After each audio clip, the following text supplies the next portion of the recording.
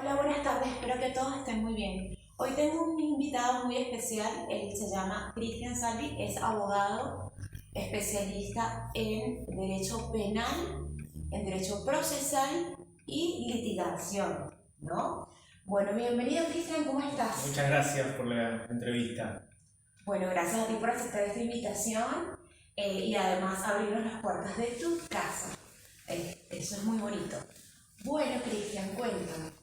¿Cómo empezaste o cómo surgió la idea de estudiar el derecho? ¿Por qué estudiar derecho?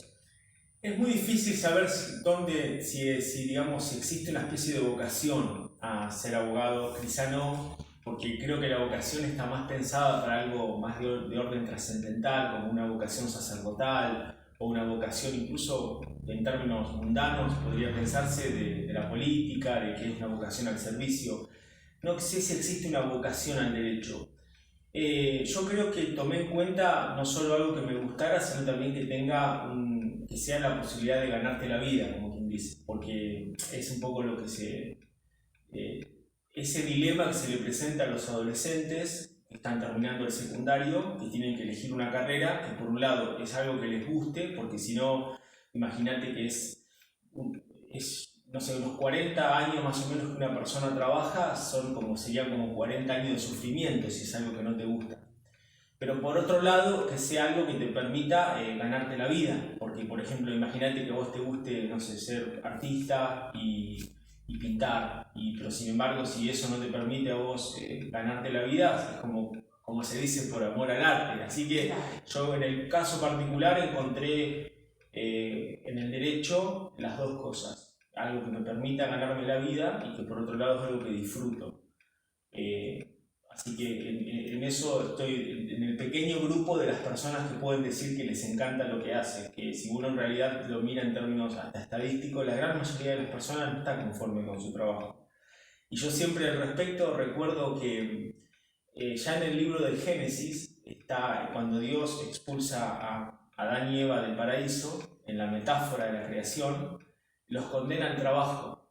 Y el trabajo desde aquel entonces se interpretó como una condena, como que era parte de esa condena divina del hombre a tener que ganarse el pan con el sudor de la frente. Creo que esa es incluso la expresión que usa el Génesis. Muy bien, ¿y por qué te gusta el derecho? El derecho es uno de los mayores productos de la cultura, sin duda, porque vos imaginate que una sociedad funciona solamente si existen reglas de convivencia. El derecho no está pensado para una isla tipo una isla donde existe una sola persona. El derecho supone que hay por lo menos dos personas y que siempre que existe una convivencia hay colisión de intereses. Existen intereses enfrentados. En algún momento esos intereses no son, digamos, intereses en común, sino que hay diversidad de intereses. Y el derecho viene a regular las expectativas de comportamiento de una sociedad y a regular el conflicto y hacer de la comunidad una manera más o menos civilizada de convivencia. Hay algún conjunto de personas que violan esas normas de convivencia, que son los que en términos técnicos se les llama los desviados del mandato normativo y que son los que sufren sanciones. Pero la gran mayoría de las personas cumplen espontáneamente esas reglas que la sociedad se diseña. Y eso también es interesante porque el derecho no parte solamente de la amenaza de represión, porque nunca la capacidad de represión del Estado podría lograr combatir si todo el mundo se sublevara. Los que se sublevan a las reglas de convivencia son una minoría, por eso el derecho funciona también. Muy bien, perfecto. Cuéntame, eres especialista en derecho penal y procesal. Además, una cum laude, ¿no? Sí. Cuéntame, ¿dónde estudiaste y además de qué trata estas áreas del derecho penal y procesal? Yo el estudio de grado lo hice en la Facultad de Derecho de la Universidad Nacional del Centro, que está acá cerca, en la Ciudad Azul. Ha sido una experiencia magnífica, porque fueron de 2003 a 2008, donde tuvimos profesores de primer nivel. Yo recuerdo que la bibliografía con la que estudiábamos en materia de bibliografía jurídica, vos podés distinguir como dos grandes tipos de obras. podrían ser tres, pero son dos grandes tipos de obras que son los tratados, que son justamente el tratado profundizado de la disciplina, y los manuales dedicados a los estudiantes. Después también están los artículos o los papers más chicos que un libro, digamos. Nosotros en aquella época, por una serie de circunstancias que la facultad estaba en un proceso de creación todavía, porque se había fundado muy pocos años antes, y teníamos profesores de Rosario que incluso en el grado ya no daban, y acá sí nos daban a nosotros el curso de grado, y entonces estudiábamos con una enorme profundidad de contratados y demás. Yo, por ejemplo, para que vos te des una idea, contratos, recuerdo haberlo estudiado con el manual de Borda y los 3 tomos de Ricardo Lorenzetti, que es el juez de la corte, que si vos tomás deben ser unas 5.000 páginas todo el volumen. Eso fue una oportunidad de que la facultad nos enseñara en el grado, porque el curso de grado es como la raíz de un árbol y el tronco. Claro. A partir de, si vos no tenés una base sólida, difícilmente después el posgrado jamás redime los errores del curso de grado. Por supuesto. Jamás. Sí, Y los estudiantes en general, por distintas razones, había algunos compañeros que decían que buscaban el 4 y lo demás es lujo. Dicen no, primero como que el grado no sirve mucho, que es todo teoría, que no tiene nada que ver con la práctica, y que después se va a enmendar en todo caso más adelante. Entonces se intenta como sacarse las materias de encima, incluso está ese lenguaje de una menos, o me saqué una menos, y en realidad es una más, o un paso más para la formación. Porque se suman, por supuesto. Y por supuesto, yo tuve la suerte también de que mi madre me pudo financiar la carrera, entonces yo estaba dedicado exclusivamente a estudiar. Pero el curso de grado es súper importante. Y después, obviamente, el otro 50% de la formación del abogado en la experiencia. En la experiencia. En los posgrados, yo hice un posgrado en litigación dado por la Universidad de Mar del Plata, en convenio con la Asociación de Abogados de Tandil, que fue súper interesante, pero fue un posgrado de lo que aprendí muchísimo, pero eran cuestiones prácticas de la litigación en juicios por jurado, que suponen habilidades distintas que el saber teórico. Yo recuerdo también haber hecho cursos de teatro para esos fines.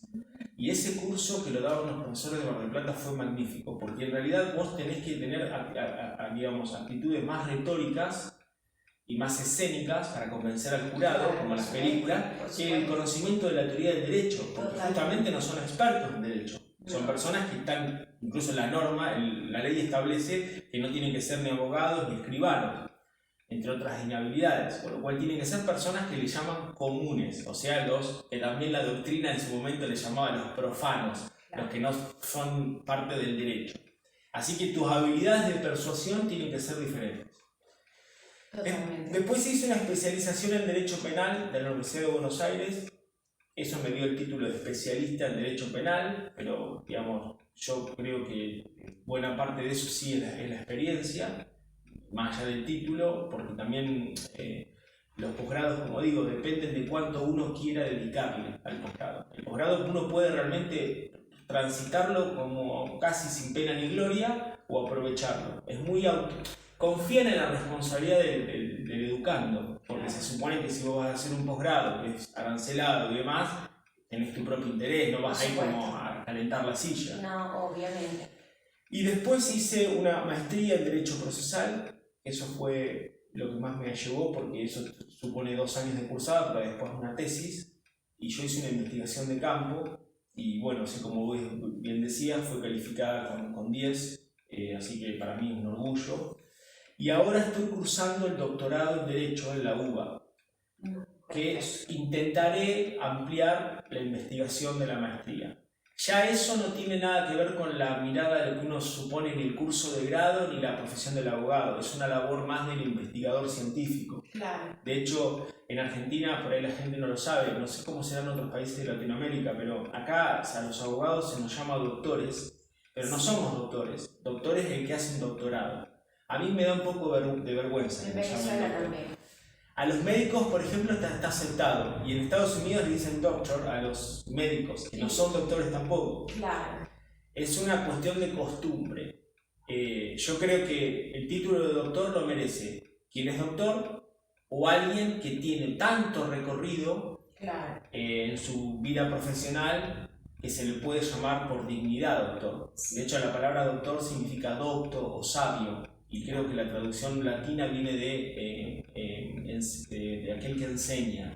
Creo que era, no me acuerdo exactamente, pero esa creo que era la etimología. Sí, en Venezuela, por ejemplo, conozco derecho, bueno, tanto los abogados como los médicos le dicen doctor, pero claro, es algo de costumbre, tradición también. Sí, y probablemente venga también del siglo XIX. Los abogados fueron las universidades del siglo XIX, digamos, estaban como la disciplina que podría llamarse la primera entre sus pares eran la medicina, que fue una que estaba empezando a desarrollar, y el derecho, que siempre, desde toda la historia, los doctores de la ley, así se llamaban incluso también en la Biblia, o en el derecho romano lo mismo, siempre fueron como una especie de casta privilegiada y se lo asoció al saber o al poder porque en definitiva era el diseño y la interpretación de las normas.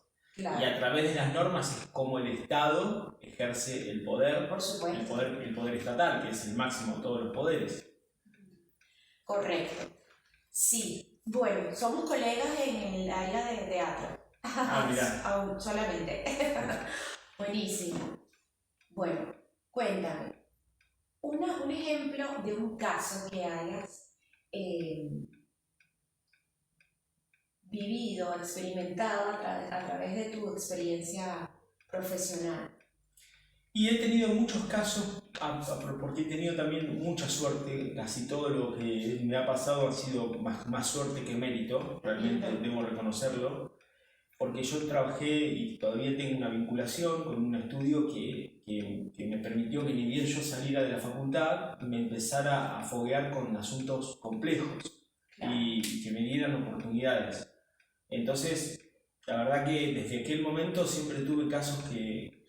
La profesión de abogado tiene, a mí me parece, se puede disfrutar mientras vos tengas pocos casos, que sean complejos, que te permitan tener cierta labor artística, si querés, en la creación de soluciones, por supuesto, de intentar convencer a los jueces, de intentar solucionar problemas, pero se vuelve totalmente displacentera cuando vos tenés mucho volumen de trabajo. Y te voy a poner un ejemplo, entre un pintor que hace obras de arte, que hace cuadros, o un escultor, y aquel que, por ejemplo, un pintor que pinta coches en una fábrica de manera en serie, o sea, está con una pistola y en el coche... Claro. Entonces, ahí la persona que tiene muchos asuntos y que suelen ser asuntos más bien lineales, que no tienen mucha complejidad, me parece que no se disfruta tanto porque te convertís como una especie de trabajador en serie de los juicios. Y no hay la labor creativa que uno puede esperar. Lo que pasa es que eso también está condicionado por la economía. Por supuesto. Porque si vos tenés, yo te lo pongo en otro ejemplo, si vos vendés Ferraris en un negocio, vamos a usar ejemplos hiperbólicos. Con 2 Ferraris que vendas por año, salvás, digamos, las cuentas. Si vos vendés caramelos, tenés que vender millones de caramelos para poder... Entonces, eso es segmentación del mercado. Y eso, en general, yo creo que la profesión se disfruta cuando vos podés tomar un asunto, dedicarle mucho tiempo, pero eso tiene que estar financiado. Si no es imposible. Por supuesto. Si no es imposible. Porque vos tenés un recurso tiempo que es inelástico, que tenés 8 o 10 horas por día, 12 si querés para trabajar, pero si vos no tenés financiamiento, no podés dedicarle con exclusividad toda tu jornada a un solo asunto, o a 2 o 3 o 5 asuntos. Yo creo que 20 asuntos debería ser, pero podría llegar a ser el máximo de tolerancia. Porque nunca son trabajos simultáneos igual, eso es lo interesante. Claro. ¿Por qué? Porque los juicios, estamos hablando de una partecita del derecho que es la litigación. El derecho en realidad tiene muchísimas dimensiones más. Pero la litigación es como en el ajedrez se llaman las partidas simultáneas. Vos podés jugar 20 partidas simultáneas. Pero si vas a empezar a jugar muchas partidas simultáneas, como hacen los grandes maestros cuando van a las plazas y demás, empezás a perder. Porque vos no podés mantener el mismo nivel de estrategia y de precisión en varias partidas a la vez. Imposible. Imposible. Sí. Entonces hay que buscar ese equilibrio entre cantidad, profundidad y la forma obviamente de financiarlo. Y por supuesto, el derecho con todo, no solamente con el derecho. Un médico le pasaría lo mismo, áreas, un ingeniero también, un arquitecto. Claro. Perfecto. El que mucho abarca, poco aprieta, dicen. Bueno, así dicen. Perfecto. Buenísimo. Entonces, allí es con el tema del litigante. ¿Te ha pasado algo negativo en tu experiencia laboral, en algún juicio? Algo que te haya marcado. No, negativo no, que yo pueda decir algo negativo. Obviamente es bastante frustrante perder juicios. Si uno toma en cuenta, en el caso del derecho también, los casos más complejos o los casos por él vinculados al derecho penal, que yo no es solamente, no me dedico solo a eso, pero tomemos el caso del ejemplo del derecho penal. Yo te voy a poner un ejemplo médico. La tasa de mortalidad que tiene un oncólogo o un neurólogo que hace neurocirugía es mucho mayor que la tasa de mortalidad de un dermatólogo o de un clínico, por ejemplo. Claro. ¿Por qué? Entonces, ¿qué pasa con eso? A veces uno, si tuvieras que medir por resultado en ciertas disciplinas, te sentirías una persona frustrada. Porque suponete el oncólogo, que pueda ser el mejor oncólogo del mundo. Pero si tiene una alta tasa de mortalidad, no es porque él es un mal médico, sino porque la disciplina que tiene una baja tasa de éxito, si se entiende por éxito la supervivencia. Por supuesto. Puede haber éxitos alternativos, como por ejemplo prolongar la vida. Entonces, a veces yo me generaba alguna frustración cuando uno no obtiene los resultados que busca, pero eso depende en definitiva de la naturaleza de lo que se está discutiendo, de la complejidad. Y además otra cosa, en el derecho, los abogados, en general todas las profesiones, cumplen lo que se llaman las obligaciones de medios. En derecho se suele distinguir entre las obligaciones de medio y las de resultado. El resultado es un acontecimiento que en definitiva en nuestra disciplina la deciden otros que son los jueces. Entonces uno lo que puede hacer es el mejor trabajo y en eso agotar la obligación de medio. O sea, el trabajo quede lo perfectamente más posible, pero el resultado te lo va a dar la convicción que tenga un juez. Y cuando un juez toma una decisión, hay muchísimos factores que influyen. No es la obra y magia del abogado. Claro. Algo cruel también, además.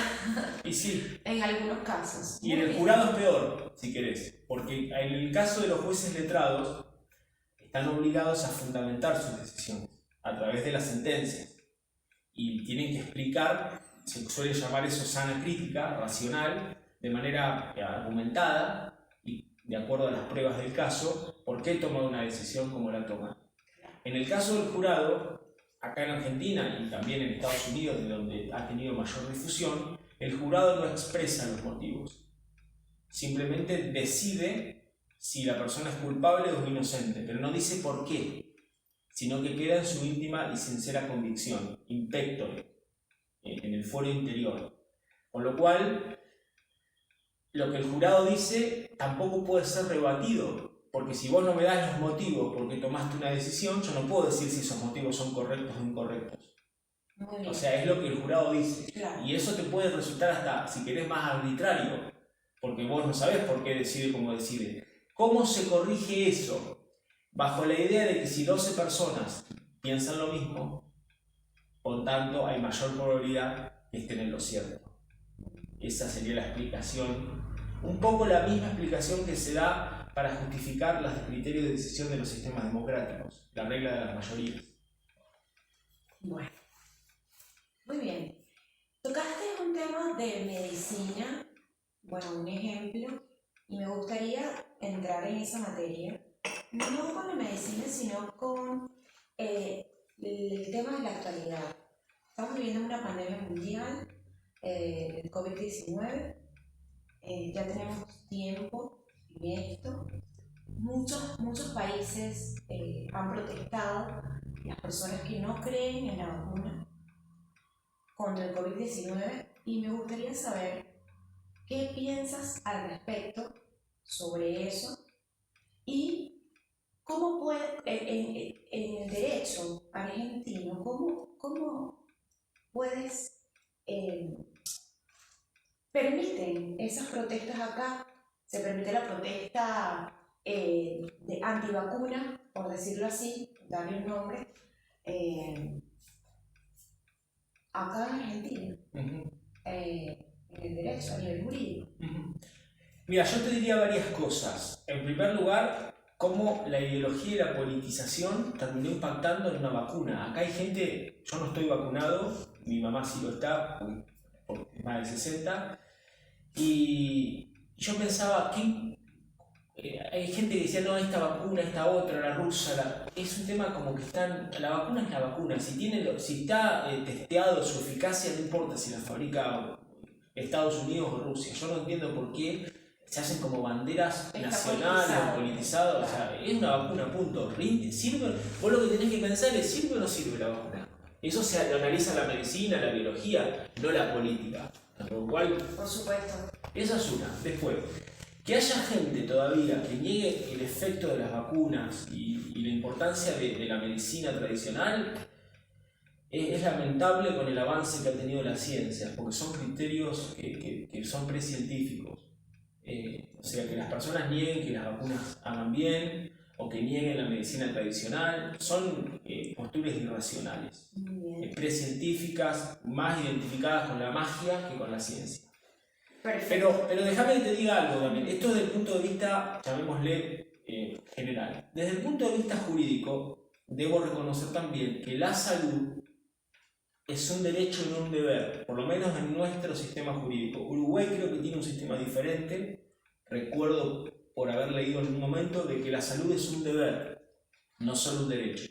En Argentina y en la gran mayoría de los países, la salud es un derecho y no un deber. ¿Qué significa eso? Que vos tenés tu derecho humano también a negarte a aplicarte una vacuna. ¿Por qué? Porque uno tendría, si querés llevarlo al plano extremo, el derecho a morir. Y existiría hasta un derecho si querés matarte y suicidarte. Hay un fallo, después hubo más, pero hay un fallo histórico en la Argentina que se llama Bahamontes, creo que es de la década del 80, donde se discutía el tema de un testigo de Jehová al cual los médicos, la persona creo que estaba inconsciente y los médicos le querían aplicar una transfusión de sangre. Los familiares, por razones de objeción de conciencia, creían, porque creo que en ese credo religioso no se hacen transfusiones, entonces lo querían impedir. Y ahí se había generado la oposición entre la cuestión de la íntima convicción de la persona de no querer recibir una transfusión de sangre y el supuesto deber de los médicos de aplicarlo a toda costa, porque ellos tenían por un lado un juramento hipocrático de salvar vidas, y por otro lado la idea de que la persona estaba obligada a hacer un tratamiento cuando ese tratamiento era médicamente inobjetable. No estamos hablando de experimentación científica. Y la Corte en ese fallo le dio la razón al señor Bahamontes, diciendo de que tenía derecho a negarse. O sea, una persona tendría derecho a rehusar un tratamiento. Eso por un lado, pero si querés darle un poco más de vuelta, alguien podría objetar ese argumento y decir lo siguiente: si vos no te vacunás, estás ya no afectando tu propio derecho, sino que estás afectando a la comunidad. Porque si vos no te vacunás, sos una persona que puede tener mayor proclividad a contagiarse y por tanto diseminar el contagio en otras personas. Entonces, ahí está no sé si el derecho a oponerse a la vacuna se circunscribe solo a un derecho humano, personalísimo, de no recibir tratamiento. Como sería el caso de Bahamontes, no quiero recibir transfusión de sangre a costa de morirme. La no recepción de las vacunas impacta en la sociedad. Y entonces la sociedad, el bien común siempre está por encima de los bienes particulares. Claro. Yo creo que es algo bastante discutible esto. Muchísimo, y además creo que es la mayoría, ¿no?, de las personas que sí aceptan la vacunación. Sí, Un ejemplo, te voy a poner un ejemplo parecido donde se mezcla esta idea. Yo me acuerdo que una vez he discutido con algunos amigos el tema del uso del casco o el uso del cinturón de seguridad. Uno podría argumentar diciendo, el uso del casco va a aplicar, ¿a quién protege? Bueno, me protege a mí mismo. Yo tengo derecho a no usar el casco, y entonces si quiero dar que ando en moto y mi cabeza sea el paragolpes, es mi propia vida, con mi vida hago lo que quiero, yo tengo derecho hasta el suicidarme. Es un buen argumento. Y si usted no lo puedo obligar a usar el casco, se lo voy a recomendar que use el casco, pero lo va a decidir usted. Pero alguien puede decir desde otro punto de vista, vos no usando el casco, si tenés un accidente le causás más costo al sistema de salud pública, que tiene que financiar tu estadía en terapia intensiva, que vale una fortuna. No usando el casco y causando, en definitiva, provocando tu propia muerte, le estás cargando a otra persona que quizás hasta por un accidente tonto te termine matando, y esa persona queda presa de un homicidio, digamos, afectada, y tiene que pagar una indemnización. Entonces, el derecho de la, llamémosle, de disposición del propio cuerpo, de la propia vida, ahí está impactando en la comunidad. Y en ese sentido creo que la comunidad tiene derecho a imponerse sobre la persona, para que use el casco o para que se vacune. Ese es mi punto de vista. Muy bien, perfecto. Y en los casos de las vacunas que han afectado, que se ha determinado que han existido trombosis y otras enfermedades a raíz después de la vacunación, hasta muertes en diferentes países, ¿qué nos puede decir eso? Además que también hay investigaciones que se han realizado científicas con biólogos, médicos, profesionales de esas áreas que alegan que la vacuna mata. Entonces, y enferma. Sí. Después, o sea, que las personas después de inoculadas mueren después de años o después de días. Porque es un tema muy serio, es un tema muy delicado, porque ya muchas personas, la mayoría se ha vacunado. No solamente aquí en Argentina, en diversos países. Pero en diversos países también hay poblaciones, hay países que ya el uso del tapaboca tampoco lo usan. Y además han protestado tanto que ya están con sus actividades normales, no con la nueva normalidad. O sea, ya están haciendo sus trabajos, en ya Israel, pueden por ejemplo, desempeñarse. de vacunar. Yo esa pregunta que vos me hacés no tengo una respuesta, porque creo que debería evaluarse caso por caso, ante un procedimiento judicial con peritos que determinen cuál fue la causa de la muerte de la persona. Si fue la vacuna o fue alguna otra condición. Normalmente los resultados convergen multicausalidades. Y alguno puede tener hasta un sesgo interpretativo y creer que es una de las causas que sería la vacuna, pero a lo mejor en el examen minucioso de las circunstancias se puede apreciar 1.000.000 de otras variables que han interferido en el resultado, y hay que ver cuál de todas esas variables fue la determinante. Quizá no fue la vacuna. O quizá lo fue la vacuna, pero en determinado contexto de la persona. Claro, un sistema inmunológico. Porque también si uno lo mira en términos estadísticos, es una minoría. Digamos, estos casos son minoría, no es que estamos aplicando algo que se muere el 60% de la gente. Es una minoría. Entonces, las excepciones tienen que tratarse como tal. Pero es la vida humana. Sí, hay que estudiar caso por caso. Claro. Cuáles son la causalidad para llevar al resultado de muerte. Y en Argentina, ¿es de obligatoria la vacuna? No es obligatorio por estas razones que yo te decía anteriormente, de que hay un derecho, digamos, a no vacunarse, hay un derecho a rehusar a cualquier tratamiento de salud, hay un derecho incluso, viste que ahora hay personas que también quieren tener sus hijos en la casa, o sea, que quieren salir del sistema, digamos, de hospitalario. Claro. Esos son derechos que las personas tienen. Yo creo que eso es válido en la medida de que no perjudique a la comunidad. Creo que ese estaría el límite, pero técnicamente no son obligatorias las vacunas. Técnicamente no lo son. Perfecto. Y en cuanto a el DNU 235 y 202 del gobierno actual estaría violando los artículos 14, 14 bis y 23 y 29, entre otros, de la Constitución argentina. Los DNU tienen un problema de origen. Los DNU significan decretos de necesidad de urgencia. Te hago un resumen de lo que pasó en Argentina, que es un poco que explica el origen de esto. Argentina tuvo su primer golpe de Estado el 7 de septiembre de 1930, fecha nefasta para nuestra historia, probablemente ahí empezó nuestra decadencia.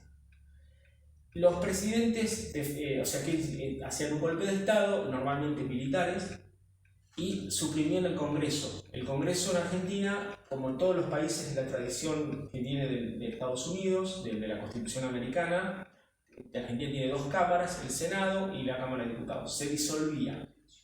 Entonces las leyes las dictaban los presidentes de facto, que así se llamaban.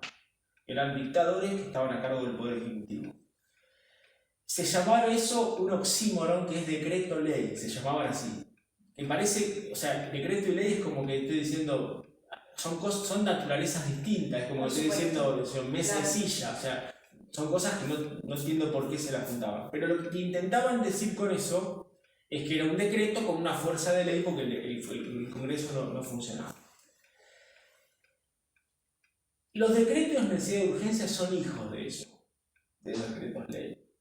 En el marco de la institucionalidad, y en la década del 90, en el año 94, se reformó la Constitución y se los incorpora. ¿Cómo? Decretos que tienen en la naturaleza de una ley, que lo dicta el presidente de la nación, el Poder Ejecutivo, claro, porque hay necesidad y urgencia. ¿Necesidad y urgencia de qué? De seguir el trámite legislativo, porque el Congreso funciona a diferencia de la época de la dictadura. Pero la necesidad y la urgencia me llevan a que tenga que dictar una medida de excepción, claro, más rápida, más eficaz, y después ese decreto igualmente tiene que pasar por el Congreso, no en pleno, sino a través de una comisión bicameral, que es como si fuera el Congreso reducido, es una comisión que está integrada por las dos cámaras y todos los partidos con representación, que tiene que aprobar o desaprobar el DNU. Pero el DNU en sí mismo es un defecto del sistema democrático, porque el Poder Ejecutivo no tiene facultades legislativas, porque no tiene la naturaleza representativa del Congreso. El Congreso tiene dos cámaras, tiene renovaciones que no son simultáneas, y las dos cámaras además tienen naturalezas diferentes, porque hay una cámara que representa a las provincias, como pasa en Estados Unidos con los estados, que son 3 senadores por provincia. Y después hay otra cámara que representa al pueblo, que es de acuerdo a la cantidad de población.